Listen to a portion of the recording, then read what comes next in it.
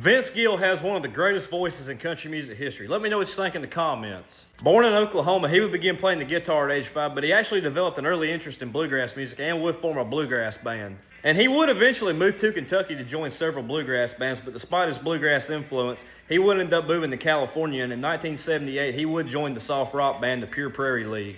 Now, he would have a lot of success in the late 70s and the early 80s with the Pure Prairie League, and they would actually have a top 10 hit on the Billboard charts with Let Me Love You Tonight. But in 1982, he would decide to move to Nashville to begin his country music career. Now, his country music career would take a long time to take off and actually have a lot of success. It would take him close to 8 years to finally have a big hit, but in 1990, he would finally have a big hit with When I Call Your Name, which would peak at number 2.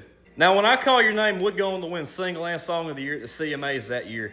And in 1992, he would finally have his first number 1 hit with I Still Believe in You. He would follow that up with Don't Let Our Love Start Slipping Away, which would also go to number 1. And in 1993, he would release one of his most remembered songs, One More Last Chance, which would go to number 1 as well. Now, in 1994, he would release one of my favorite songs that he's got, Trying to Get Over You, which would be his last number 1 hit in the United States in the 90s. Now, throughout the rest of the 90s, he would continue to have several more top 10s and top 20 hits.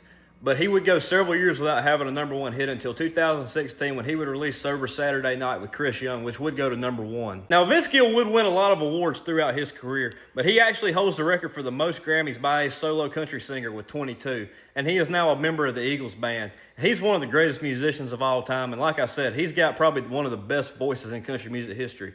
The only person that can rival him, in my opinion, is probably either George Jones or Keith Whitley, but let me know what you think in the comments. Over and out.